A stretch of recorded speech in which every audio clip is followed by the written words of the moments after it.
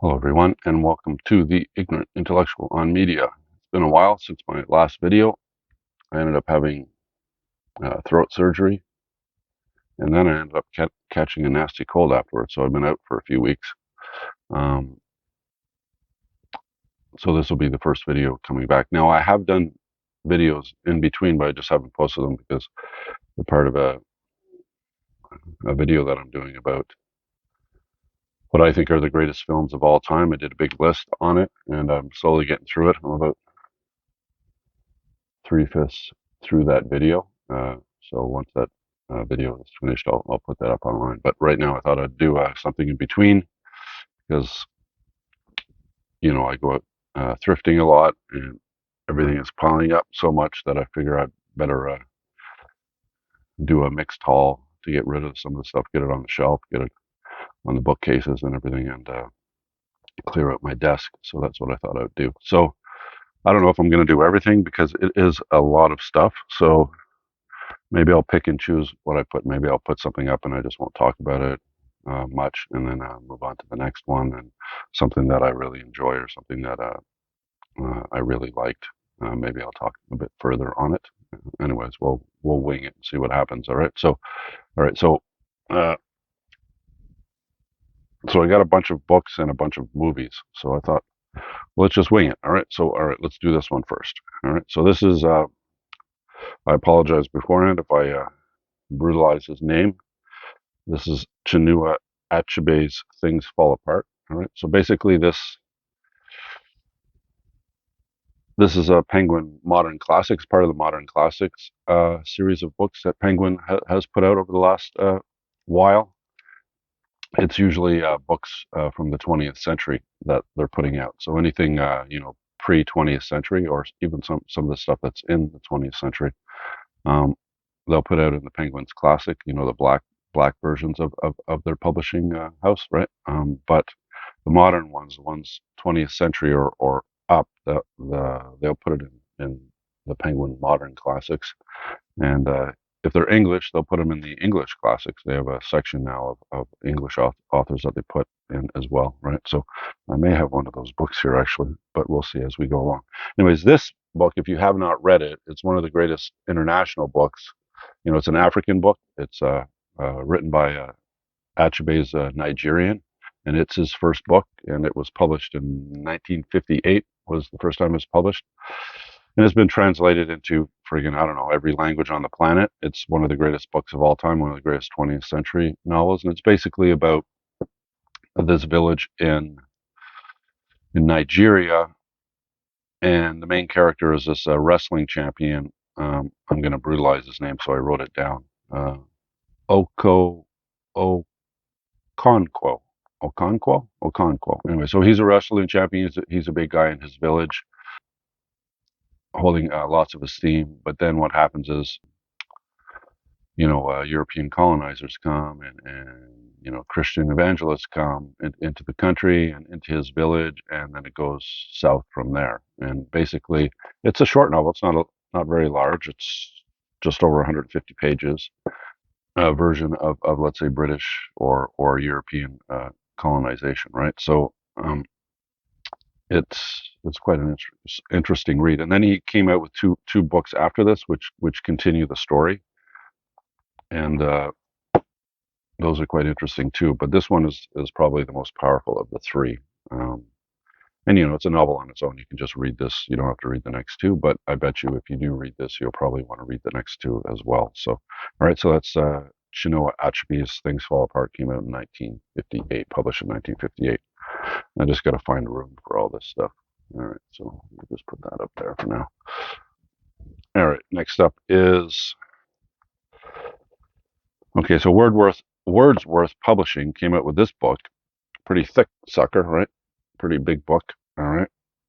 And it's basically the collected poems of Rudyard Kipling. Now, Rudyard Kipling is an Indian-born British white person, and he is most famous for his Jungle Book stories, or Kim, another one that takes place in India.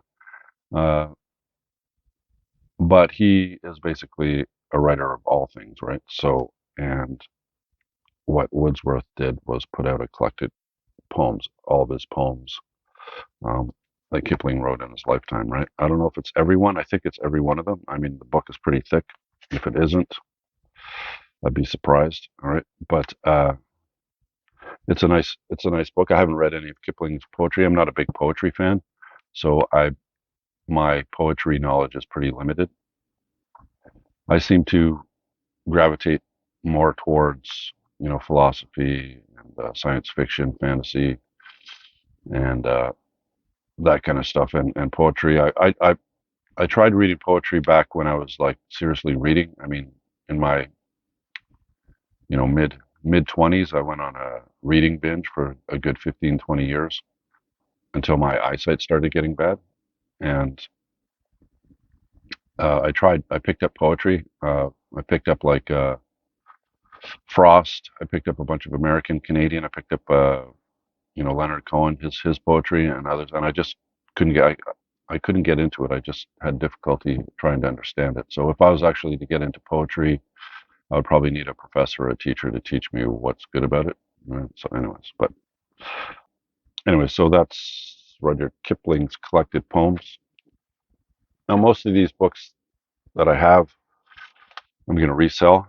That's what I do with books. I go around to the thrift stores and find books that are way underpriced, and I pick them up, and then I list them in order to get money so that I can buy the books that I want to keep or do want, or the films that I want to add to my film library, or the CDs I want to add to my CD library, and that's what funds my. So I do the work.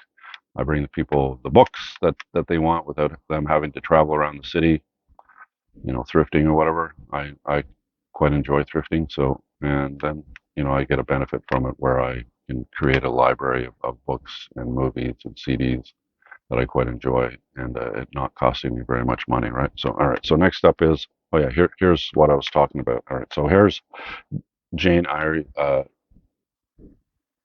Jane Eyre or Eyre by Charlotte Bronte, and it's part of the Penguin English Library. All right. So you had this one, which is the modern classics. All right. And then, but if if the person was English, um, then they put it in this library, which has these lines going down. All right. And it's a good library to collect. It has all the classic English literature books in it, right? So, and it's called the Penguin English Library. And Charlotte Bronte, one of the famous ones, the Bronte sisters. This is probably her best book. I have not read it, so I don't know if this will sound sexist or not, but hopefully it doesn't.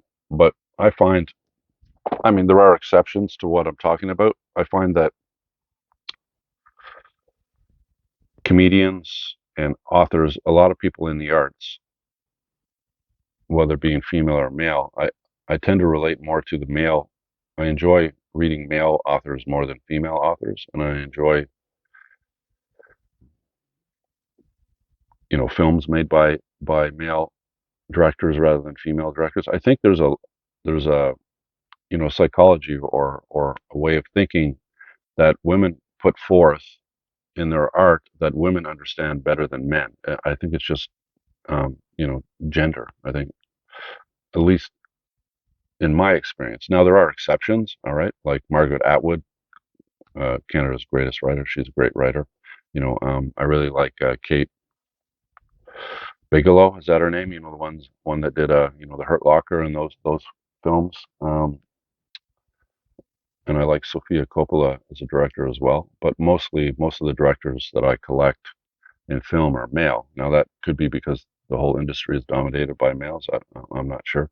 But literature is definitely not dominated by males. There's as many female writers as there are male writers. Some maybe even more, right? I like George Eliot, but mostly I read male because the female novel seems to be more catered towards, well, they're women, so they're going to write like women, right? So sometimes that's hard to relate to if you're a man, right? So does that sound sexist? Let me know in the comments. But I do enjoy male writers more than female writers, and I have picked up female writers, and I have read female writers. I mean, a lot of books that I've read have been come from female writers, but the ones that I enjoy the most, they all seem to be male for some reason. So there's a bias there, I think. When anybody's doing a book review or anybody's doing a review on whether they like the book or not, it may, some of the influence may be because of whether the writer is male or female and whether you more easily relate to what they're writing about, right? Um, I don't think that's sexist. I think it's just gender, right? So, anyway, so this is one of the greatest novels of all time. The Bronte sisters, along with Jane Austen, those are the 19th century writers, English writers, female writers or women writers that are considered the greats of the English language, right? So if you haven't read this, I wouldn't I wouldn't shy you away from reading it just because you're male. But I don't know.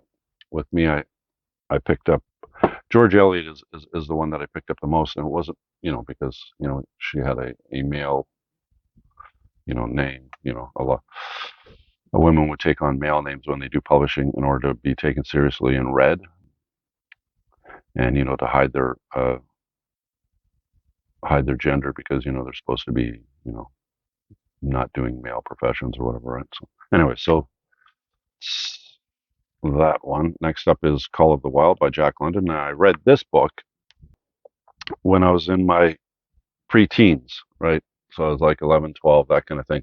And I read a bunch of books. I read like S.E. Hinton's The Outsiders and all the other ones, Rumblefish and all those books. I read like a bunch of Farley Mowat stuff. He has some really good, if you like Canadian writers, Farley Mowat is really good at writing like, children's, young adult, teen books like, you know, they're slipping my mind.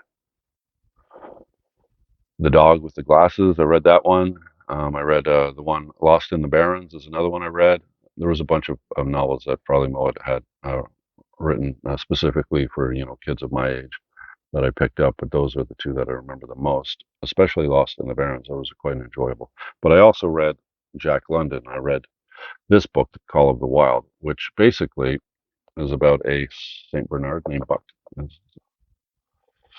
and he ends up, being taken from his home, attached to a dog sled, if I remember correctly, and then they, go to the gold rush up in the Yukon.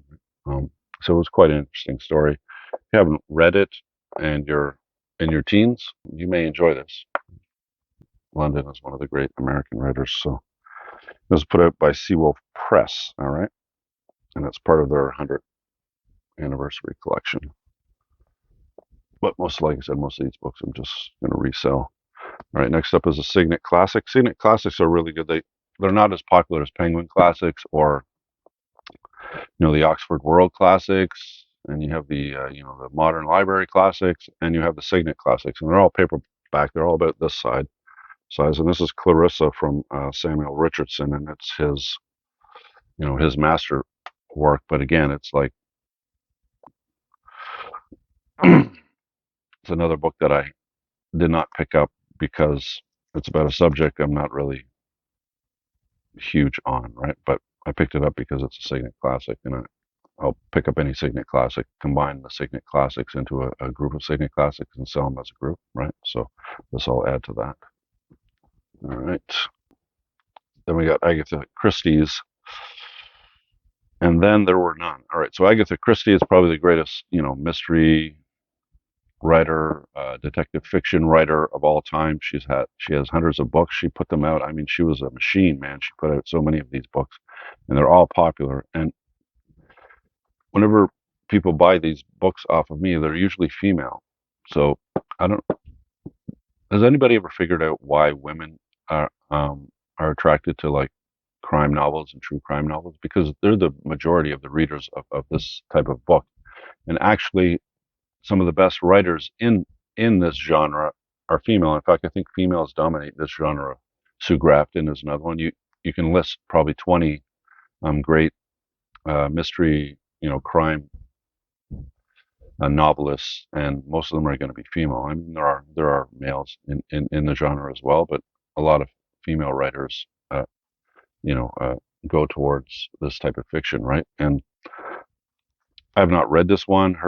I did pick up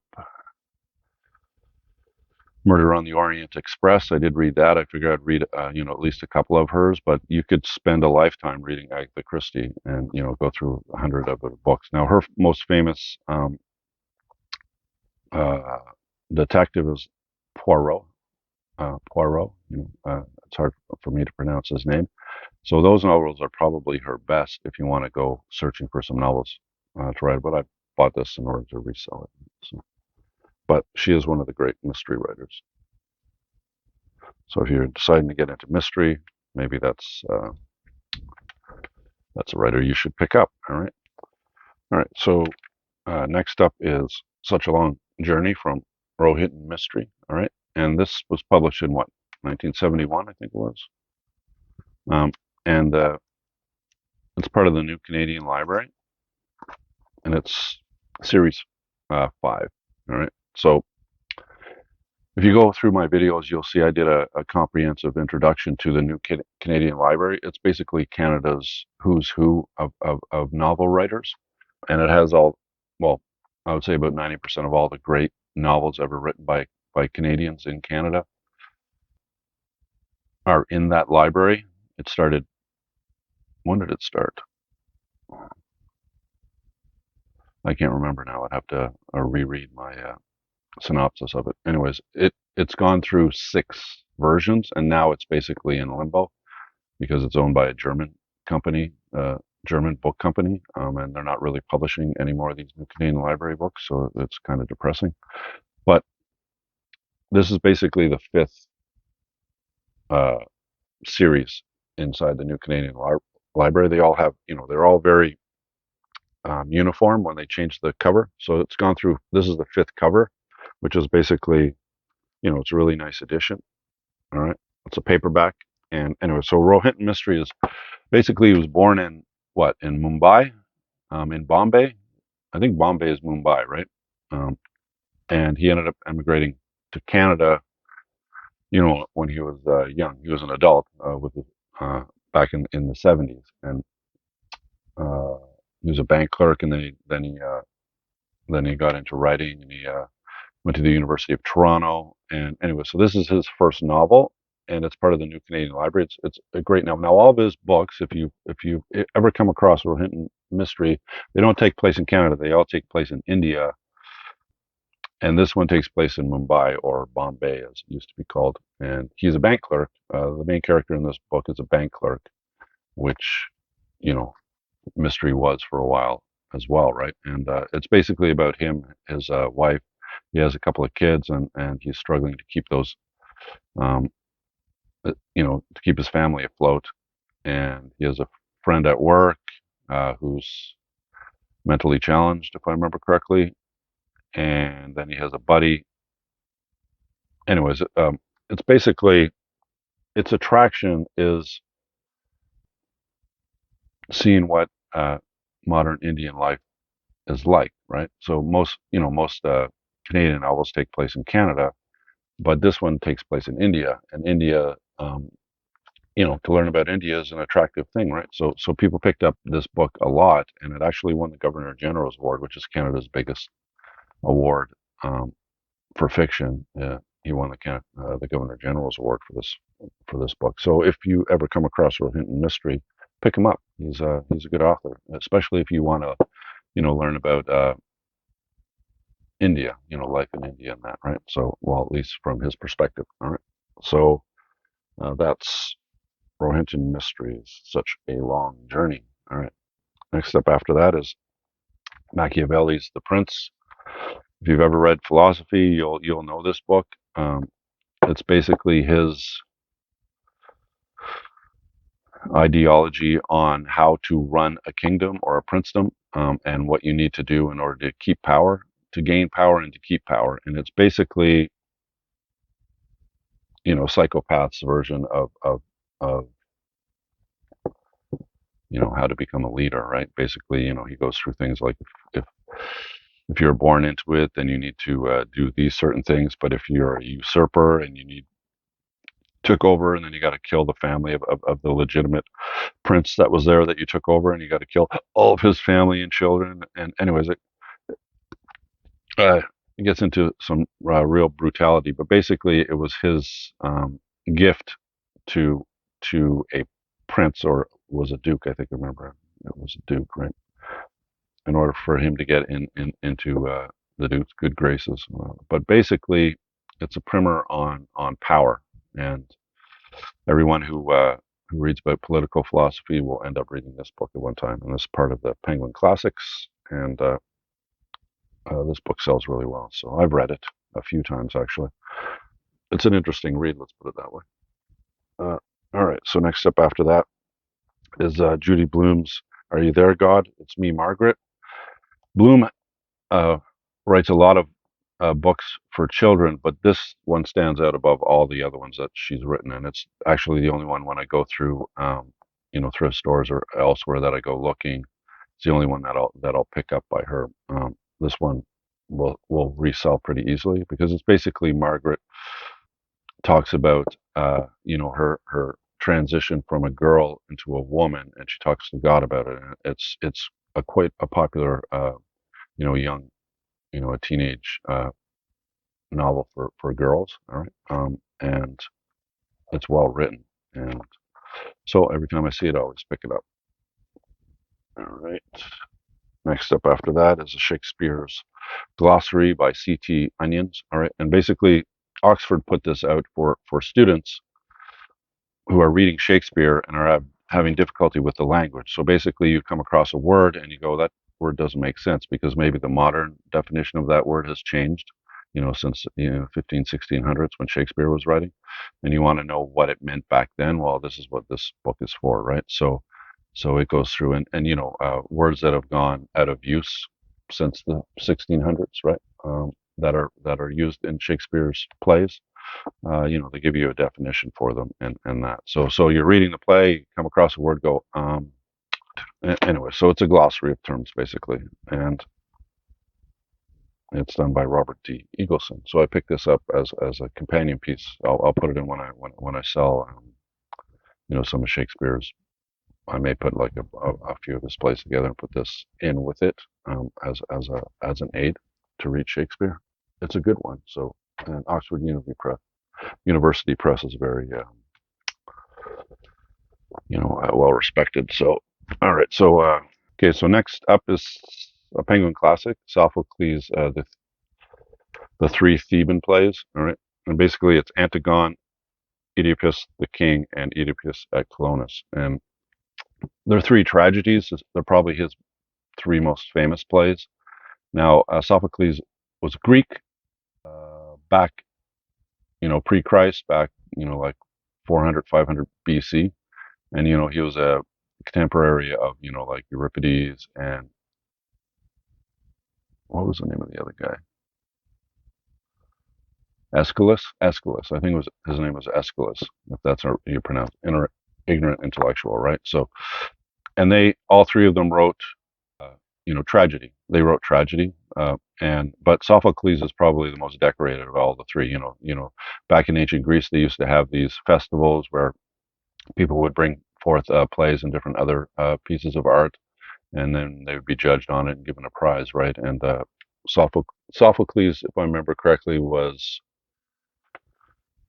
the most celebrated of the three. But if you're going to read ancient Greek literature, tragedy, you're going to read Sophocles, you're going to read Euripides, and you're going to read Aeschylus, right? And those are the three guys that you should search out if you want to read ancient Greek tragedy and pick up all of their plays. A lot of them haven't survived, but the ones that have survived have, been published ever since, right? So, and these are the three. Probably is most famous. The one that I read and remember the most is Oedipus the King. All right, and basically, that's one of the greatest tragedies ever written.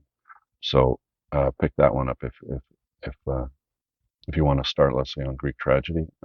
Pick up the Bacchae by Euripides, but really, Oedipus the King is probably my opinion, the summit of all the plays, right? And Penguin put out a nice version of it in their classics.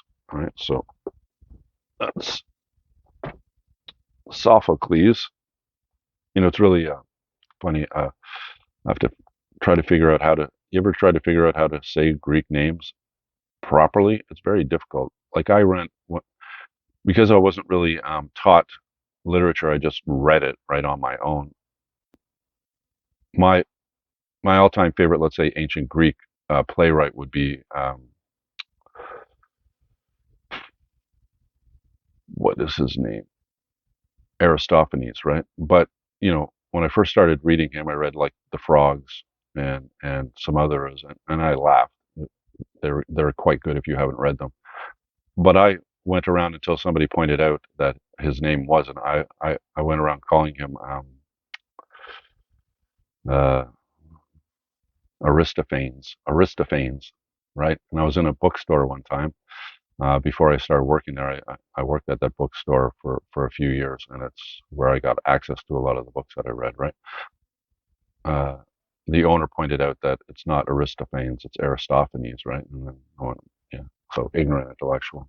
If I brutalize people's names, it's because I've never really. I've There's a difference between when you're taught something orally. Let's say you go into a classroom and you're learning, let's say, about Greek tragedy, all right, and then he says, okay, you're going to pick up Oedipus the King, read that. Well, you just heard the professor pronounce Oedipus, right? So now you know how to pronounce it. But if you didn't and you looked at it and you tried to pronounce it, you'd probably pronounce it incorrectly, right?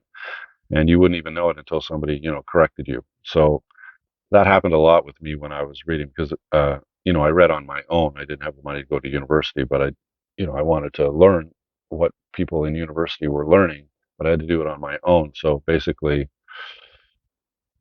a lot of the words that I pronounce are incorrect until somebody, with a better education ends up correcting me, and I go, oh, okay, well, that's kind of embarrassing, right? Anyways, but thirst for knowledge, man, just go out and get it. Doesn't matter if you have a red face every once in a while, it's because you're learning, right? So, anyway, so that's that book. Next up is Mary Shelley's Frankenstein, and this is the 1818 original text before it was altered. All right, now this is one of the greatest novels, Gothic novels written, and a lot of people consider this book as the first science fiction book, right? Because it's all about Dr. Frankenstein, reanimating a dead body, right? So that's kind of science fictionish, right? So they kind of attribute maybe that this book might be the first ever science fiction book, but this one is put out by Broadview. Broadview is a Canadian publisher, and they will publish more mainstream older books that are in public domain, but they will also go about publishing books that are kind of obscure but shouldn't be obscure. They should be read. They should be in the modern bookstores and libraries and everything, and have students and readers have access to them. So what they've done a lot of is they'll bring back some novels, books, pieces of literature that have kind of uh, gone into the lost column, like not lost as in they're not around, just like not being paid attention to, right? And then they bring them back and put them in their library. So if you haven't discovered Broadview as a publisher, you should really go about looking for, especially if you're in Canada. Broadview is extremely good. I know students buy these books, and professors put them on their course list. Uh, they'll get these books for their course lists. But if you haven't come across any Broadview books, all right, so Broadview, some of the choices they have in their publishing library are really interesting. All right, and then they do have you know some more mainstream stuff that everybody knows as well, right? So this is Mary Shelley's book, Frankenstein. I don't really have to tell you about it. It's about Frankenstein's monster. Frankenstein animates a life, and anyways, it's quite good, and it went and ended up in the movies. There's like 5,000 movies about it, right? I'm just I'm exaggerating, but anyways, all right. So basically, these are literary texts, is what they call, and basically they'll have the actual book, and then they'll have criticism and other interesting things in as a companion with the book. So not only do you get to read.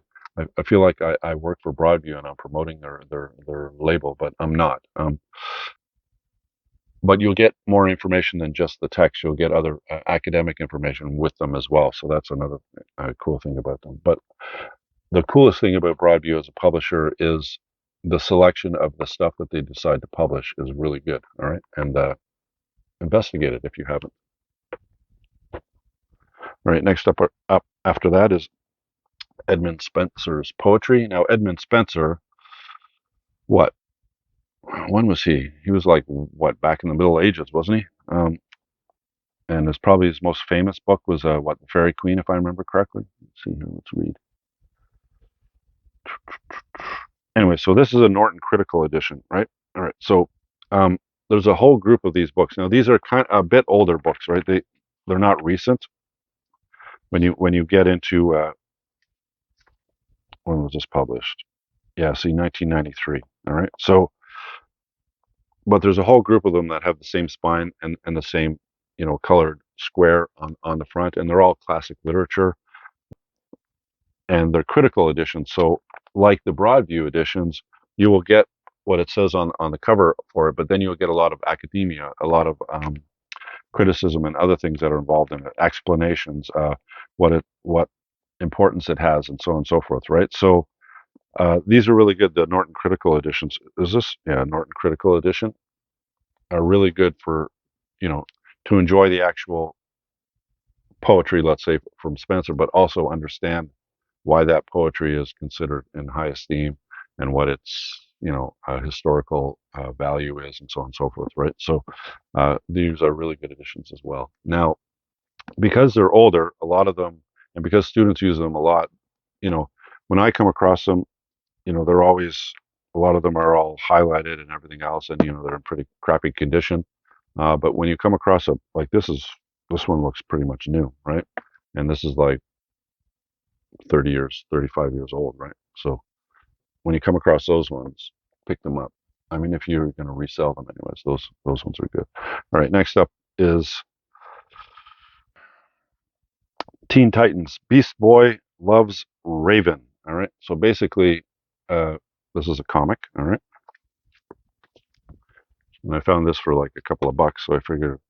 Now, I don't know a lot about comics because I haven't collected comics since my teenage years, right? So I collected, from maybe 15 up until maybe 20, maybe 20, right? Uh, Maybe 5 years, but I did amass a pretty large collection of comics at that time, not because I had any money, but because just like if uh, just like in my 20s, I wanted to read, but you know you can go to thrift stores and find books, but if you want to read in some sort of systematic way, what I did was I befriended a book owner who had a store, and I started working in the store, and I took a lot of my payment for that in books, right? So and then I read them. So well, that's the same thing I did with comics back in the 80s when I wanted to collect comics and I didn't have any money. Uh, I went and volunteered and worked in a comic store, and the owner of the comic book store, would allow me access to whatever comics I wanted, right? So, and I amassed a pretty large collection of comics from doing that. And but that, like I said, is back in the 80s. So if you want to know anything about 80s comics, I know a pretty lot about that. But anything in recently like this, I do not know. Now I do know. Uh, my son and I watch both versions of Teen Titans on TV. The so Beast Boy and Raven are part of the Teen Titans, and I guess they're in love in this. And this is basically their romance, maybe. Anyways, I picked it up. I found it for a couple of bucks, and I thought I could resell it for more and have a bit more of mine. Maybe I'll read it before I do. But uh, comics seem a bit. I don't know. I don't want to insult anybody that reads comics and enjoys comics, but they seem kind of, the storylines seem kind of simple, right? Maybe I should revisit that. But I just read a DC Batman comic, The Return of Bruce Wayne, and I read it, and it's simple. The enjoyable part of it is more of the artwork than the language or the storyline, right? The artwork is really good, and if you get a really good artist, it's quite enjoyable to look at, like artwork is. But the storylines are kind of basic, I find, anyways. But anyway, so I have a few comics now that I find in the thrift stores, and I pick them up if I think I can resell them, right? And I will occasionally if the comic title interests me, I will read it before I sell it. So, all right. Next up after that is okay. So the, the person that I used to work at, the bookstore that I used to work at back when I was in my 20s, now I'm in my 50s, is still there. It's just I'm older and the owner of the bookstore is older, but we remain friends or whatever, right? So he will send me a text when he comes across some books that he thinks I might may be interested to add to my collection, and he did contact me, uh, over the last few weeks, and I did pick up a bunch of books from him, and they're all part of the Everyman library. The re the reboot of the Everyman library. Basically, the Everyman library came out like turn of the 19th century, turn of the 20th century, like 1912, 13, around there. They started putting out books in England. Uh, cheap hardcover books, pocket size hardcover books for your everyman, for your average person, so that they could read, and they ended up creating a library of them of 1,000 books. And basically, if you read them all, you have a really good education on literature, right? So I do collect those. I have over there. I probably have maybe between 100 and 200 of them. There's 1,000 in the library, and I've been collecting them for since the 90s. And I may be up to 150 of them, right? So they aren't. You can find them, but to find them at a price that I want to pay for them is a little bit more difficult. So collecting them over the last 20, I'm never going to finish the library. There are some volumes in that 1,000 uh, volume list that are really hard to find, and you're going to spend hundreds of dollars on them, and that's just beyond me. But what happened was that went out of print, and then Random House, which put out the Modern Library, which was the American competitor to the Everyman Library, which was British, right? And the Modern Library came out. There was like just over 800 volumes, 840 volumes, I think, in that library. And then they both kind of went out of print. But then uh, the Modern Library had a side publishing company. It was called Random House, but then Random House became more popular than the Modern Library, and so then they just incorporated Random House as their name, and then what they ended up doing is they ended up buying the Everyman imprint, and in the 90s they reinvigorated both series of the Modern Library and the Everyman Library. With the Modern Library, they were a bit cheaper uh, versions, and the Everyman Library was a little bit more high-end versions of hardcover books that they would put out. So if you wanted, let's say you wanted a title in the Modern Library, you may spend $5 more to get it in the Everyman Library. And the Everyman Library was numbered again, and I think they're up to just over 400 volumes now. I think in the last 30 years or whatever. They they keep putting them out. So now Random House has both of those imprints, and they're putting them both out as these are all books that are in the public domain, and then they just publish them. And the nicer editions of the between the Modern Library and the Everyman Library, the modern versions of them from the 90s going onwards are the Everyman Library, and they kind of look like this. All right, they originally came out and they looked like. I put a plastic wrap around them, but basically they came out. This was white. They had a white cover, and then that cover would just flip over on the inside, and it would just be a half piece. The dust jacket wouldn't go all the way around. What they had was a plastic. They had a plastic dust jacket that went around, and basically it's so that you could see the volume. If you see the volume like that, you could see that, um, and then you would have a bunch of them that looked the same with different colors, right? And they looked really nice on the shelf. But then what happened was over time is that plastic dust jacket would yellow. I mean, get really yellow, um, like it's been in it's been in a room where people have been smoking cigars for the last 20 years. That's how yellow they get, right? And then they stopped doing that. And what they ended up doing was they started going away from this, and they made the regular type of covers, right? So now you get that, which is actually That's what it looks like if you take the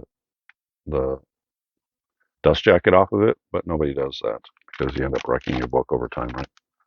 So what they do is they make jackets that look like the spines, right?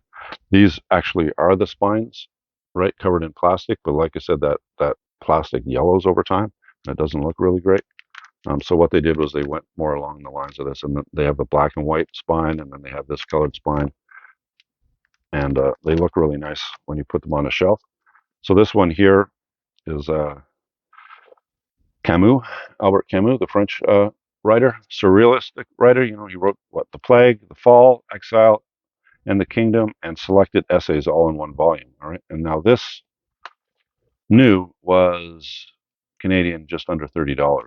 Right, so it's where the original concept of both the Modern Library and the Everyman Library was to bring this type of literature to the masses. So originally, when the Modern Library, when the Everyman Library came out in the little volumes, they're all pocketbook, you know, to save, and they weren't printed on the greatest of, the dust jackets. A lot of the older ones, it's hard to find one with a dust jacket on it. But what they were the small volumes of great literature, philosophy, science, and all the other academia in small volumes that you could pick up for a pound. So each one of them were a pound, right? So, and then when the Modern Library came about a few years later to compete with the Everyman Library, because the Everyman Library went to Canada, went to the United States, it went all over, Great Britain and all that. But what the Americans did was they found the titles of the volumes too English centric. Not enough American authors were in it. So, a group of publishers, was it Dent? No, I think Dent was with. Anyways, Random House or the Modern Library ended up putting out volumes that were more American centric, right? So, but both of them are fun to collect because the titles in them are really good. I mean, there's some obscure ones that don't seem to have any point anymore now, but most of them are classic books of literature and philosophy and science and all the other subjects, right? So, but most of them were like literature. Anyway, so the point being is they were cheap, right? You could buy them. You didn't have to be rich to buy books, but now what's happened with them is now these suckers go for $30 or $40 each. They're not cheap anymore, right? And I mean the binding on them and the niceness of the paper, you can tell that they've put some love and care into these volumes, especially the Everymans, less so the moderns. So are they worth that price? Yeah, probably, but I never buy anything new, right? I rarely buy anything new. So I basically this was $30 new, and I got it for like $10, right? So, and I have in this volume I have a good 100 and something of the 400, and I think this volume I could actually this library, sorry, I could actually complete, but they keep putting out more titles as time goes on, right? But this is really fun. This is probably even funner to collect than the originals because the originals are more difficult to find, but you can find them for a cheaper price than you can these ones. Like most of the ones that I have in my library from the Modern Library or the Everyman Library, the original ones published, you know, from I think the last Everyman Library was published in the 1970s, in the early 70s. They hit the 1,000 mark and then they stopped. So from 1910 or 11 or 9, 1909 or whatever it was, up until 1970, they got through 1,000 volumes. But you can find a lot of those for a few bucks each, but some of them are pretty obscure and difficult to find, and those ones are going to cost you an arm and a leg, right? So, but these ones, they're all been around for the last 30 years, so there is no premium on them.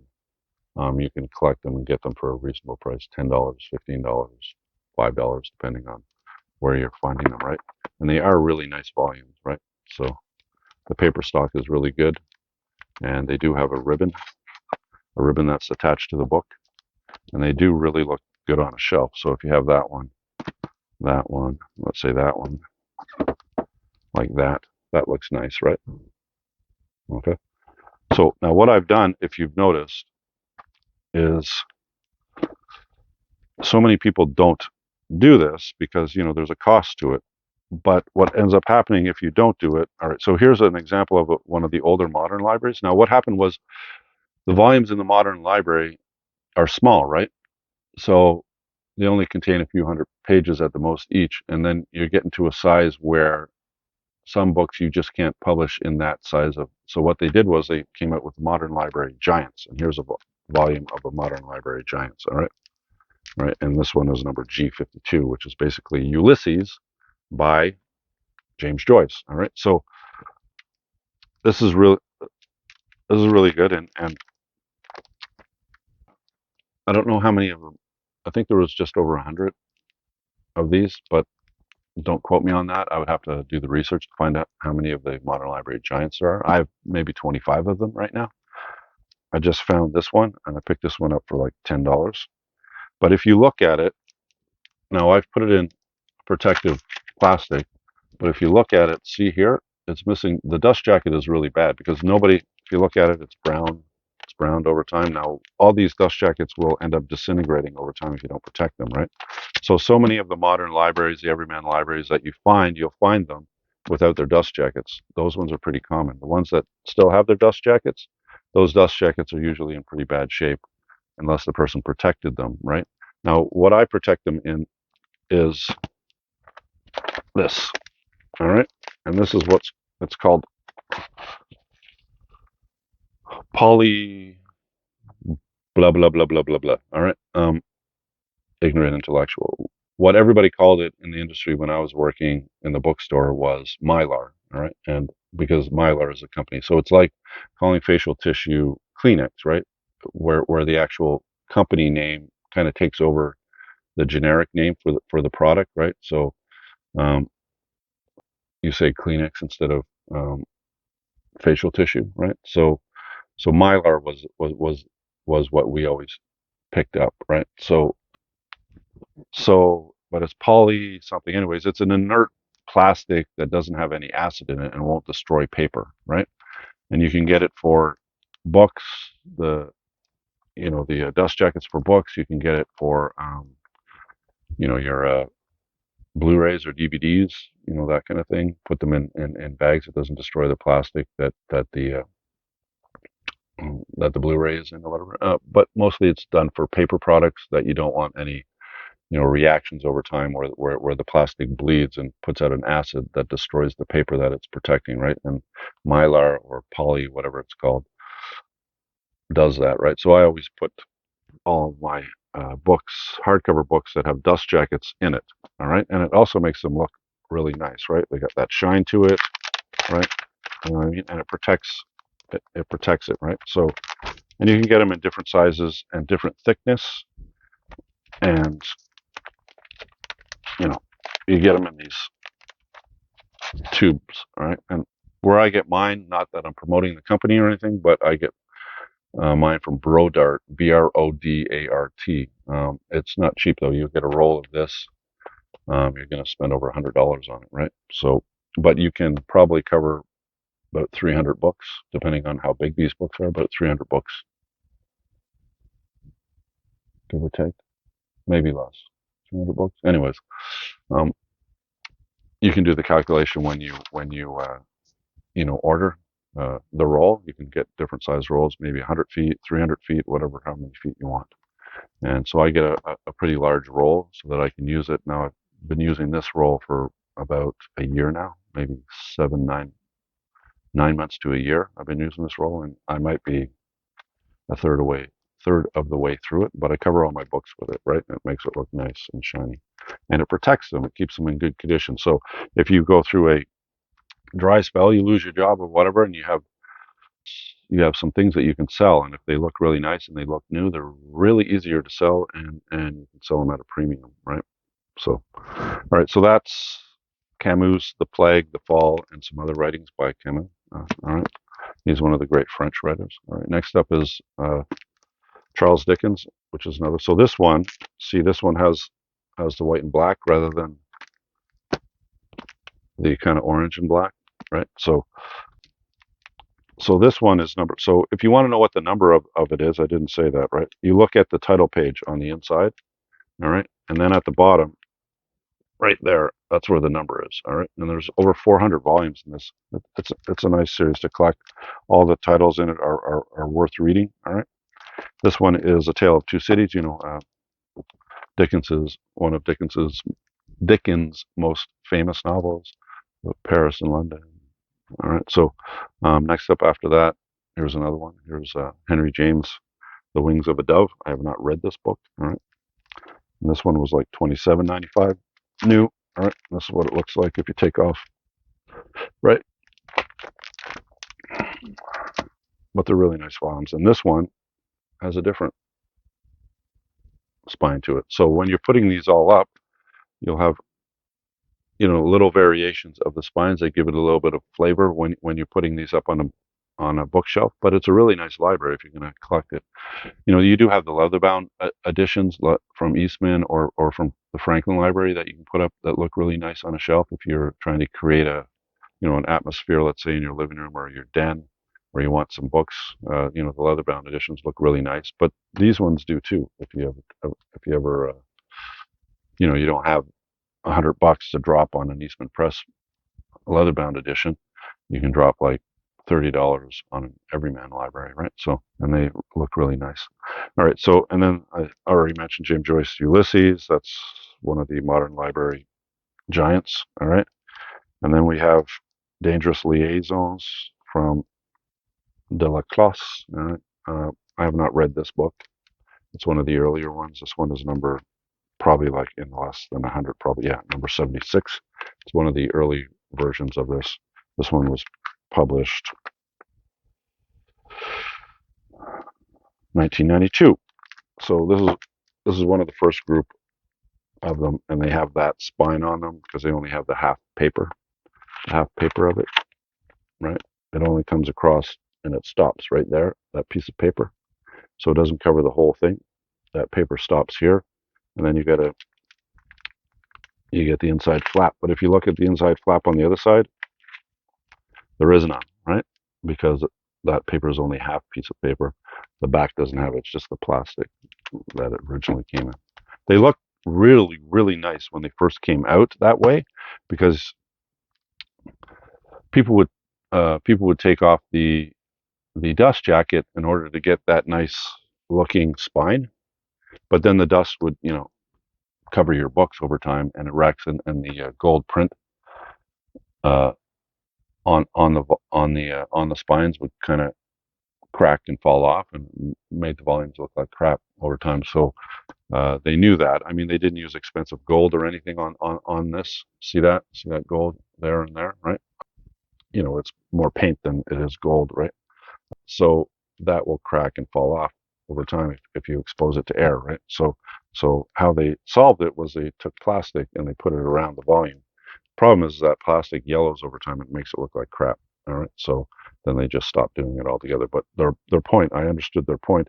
You had the paper for the synopsis on the inside and the pricing of it. And then you had a nice cover version of it. They all looked like this with that black rectangle in the center and it being white. Now that white yellows over time, and so does the plastic. So they look really good when you first buy them, put them on the shelf, but then a decade later you look at them and they go, these don't look all that great. And then I think people stopped buying this version of it. And so then they said, okay, let's reinvigorate it and we'll put it out like that with the full dust jacket, right? So this one is Raymond Chandler's Collected Stories. All of Chandler's short fiction in one volume for the first time. All right. So, and this sucker is pretty big, right, compared to the other one. All right. Okay. So this is probably maybe $50. $35. All right. So instead of it being 30, 35, that's actually not bad to get in such a thick volume, right? So, all right. So that's the Everyman libraries that I collected. Next up is Gibran's The Prophet. This is considered one of the great, you know, books of all time. It's full of wisdom and so on and so forth. I read it. I was like, it's just common sense, I found, right? But it has some nice, uh, artwork in it. And basically, it's like, I think it's, how many is it? Let me look quickly. It's basically a gentleman is in the city, and he's going back to his home country or his home city, and he's leaving, but he has all this wisdom, and people come to him before he ends up leaving the city and asks him questions on different things before he lives, and he gives his wisdom on it, right? And this is Gibran's wisdom to everybody in the world, right? And I don't know. So you'll see things like on children, on marriage, on love, on joy and sorrow, on houses, on clothing, on freedom, on laws, on teaching, on friendship. All right. So he has a little piece of wisdom, 1 page long. Each page is just 1 page of wisdom on each of those subjects. And it's basically common sense. I don't know why people get blown away by that book, but it sells easy. So whenever I see it, I'll pick it up and resell it. But I read it and I wasn't really impressed with it. So all right, next up after that is Sylvie Simon's biography of one of Canada's greatest artists. He was a writer, wrote poetry, wrote a novel, but mostly everybody knows him as a musician and a singer. And his music is some of the greatest in Canada or in the world. You know, the story of Isaac, famous Blue Raincoat. I mean, there's a plethora of songs that he's done that just blow you away when you listen to them, right? Hallelujah. And, you know, dozens, if not hundreds of artists have done covers of his songs.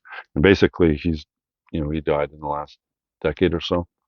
And Sylvie Simons decided to do a biography on him. And I haven't read it yet. It's put out by McClellan and Stewart. And it's called I'm Your Man, the life of Leonard Cohen. I'm Your Man is one of his better songs.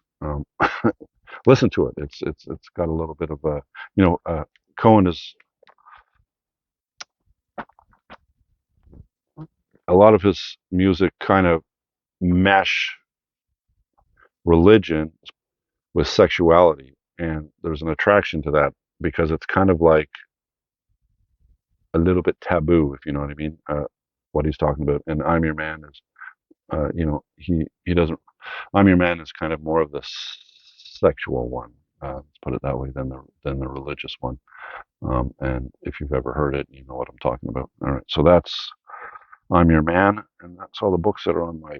Oh, one more, and I have a whole bunch over there as well. So I picked up a lot of books over the last month or so since the last time I did a thing. And this is Sun Tzu's Art of War. Uh, Anybody who knows, you know, Chinese or Eastern philosophy will have known this. A lot of people sell this nowadays as a way of thinking for business people, since there's not as much war. But basically, this is how to win a war against a stronger opponent. Is one of them. It has guerrilla warfare in it. How to conduct guerrilla warfare. How to think and outthink your opponent. It's basically a primer on war, and it's been published since, when did it come out? It's 24 centuries ago, so 2,400 years ago it came out, right? So, and it's still being printed. So when I saw this, it's a nice hardcover out. I said, cool. I have it already in my collection, so I'll probably resell it. And everybody knows this book and buys it, so it's not easy. Well, it's not difficult to resell. All right, so I do have more books over there, but let's do some movies first. And then maybe we'll take a break, and then I'll take a break, and then I'll get these off my book and grab all the other ones because there's even more, right? So, all right, so this I found for $8, and it's West Side Story, still in its original wrap. It's collector's edition of West Side Story. Now it's DVD, not Blu-ray, but I like finding these because, especially new. So I'm going to put this in a plastic bag to protect it, but it's more of an ornament piece in my den or whatever. I'll just pop things around that look nice or whatever. And I already have this film on DVD and I think on Blu-ray already. So, but it's a nice. It's a showpiece, really. You know what I mean? So I figured I'd pick it up. It was only $8, and pop it somewhere down here as a showpiece in my den. Right now, the film is really good if you haven't seen it. All right, it's basically about a white girl and a Hispanic man, and they fall in love, but they're from different sides of the tracks. It's kind of like a modern telling of Romeo and Juliet, but with more of an edge and a more of a modernity to it, right? Really good if you haven't seen it. All right. Next up is Brian De Palma's The Untouchables, which is basically about what? It's about Al Capone, and Kevin Costner plays the guy that takes Al Capone down.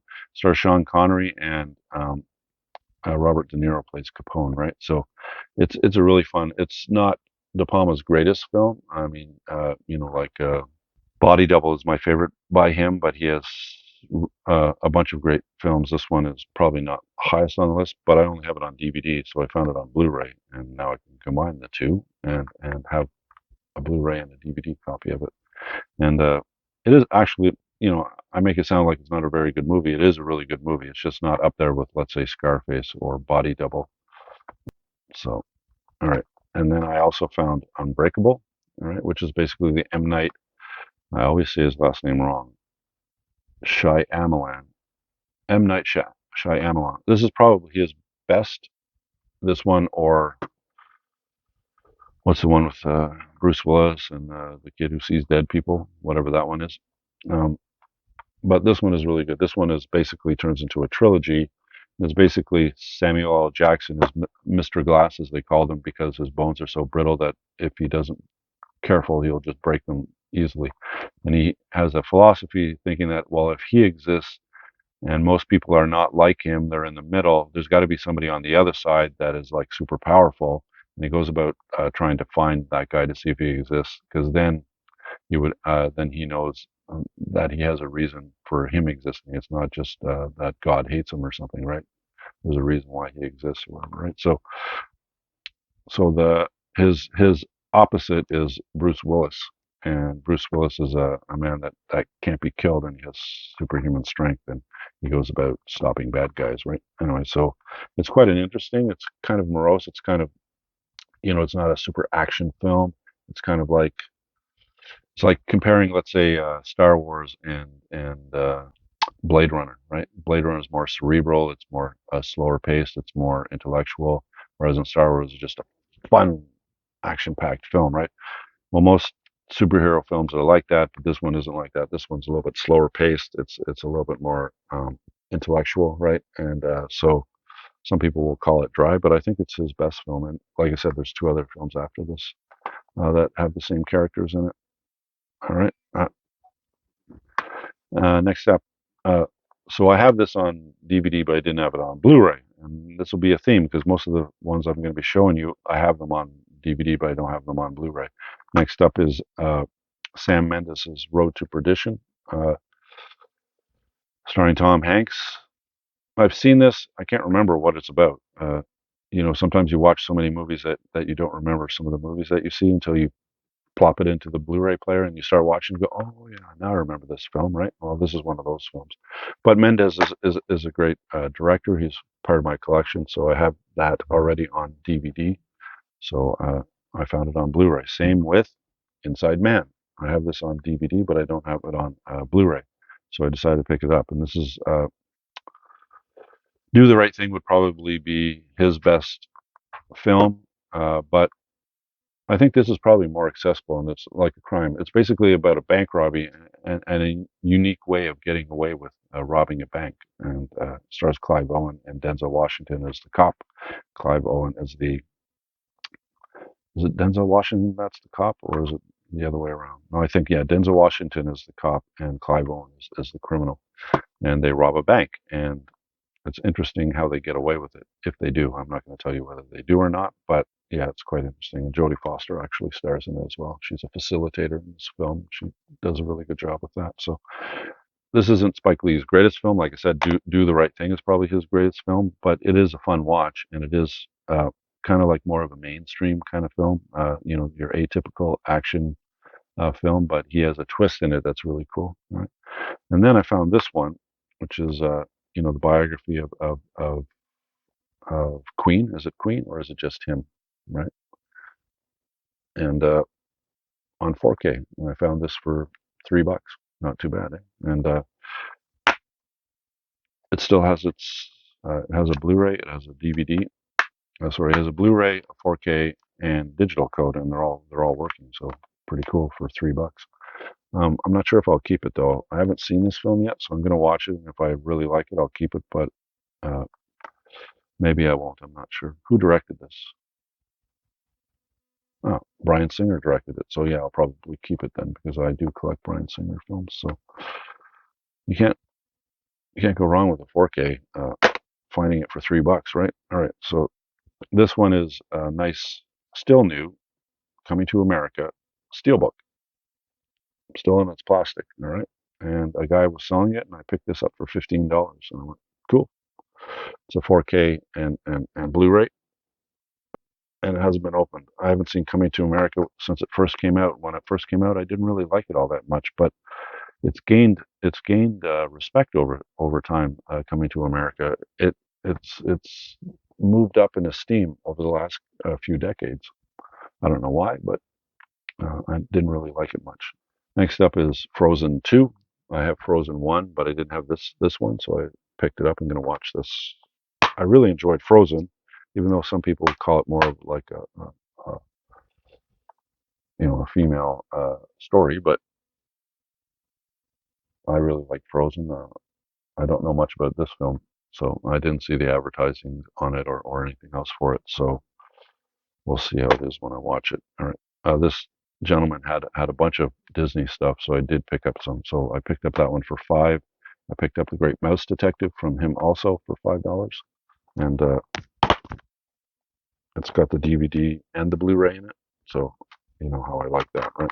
Uh, and then I picked up the second Alice instead of Alice in Wonderland, it's Alice Through the Looking Glass. And I don't know how good this one is. I didn't even know it existed until he had it in his collection. I decided to pick it up. But it's not directed by Tim Burton. It's directed by someone else. So we'll see if it's any good. All right. So that is uh, all the movies I picked up in this. Well, that are on my desk. So we'll take a break here and we'll do a second part to this with all the other books and all the other Blu-rays and stuff I picked up. Most of the new stuff I picked up will be in this, second part of this video. All right. So I'll talk to you in 2 seconds in video time, right? So you have a great day and bye for now.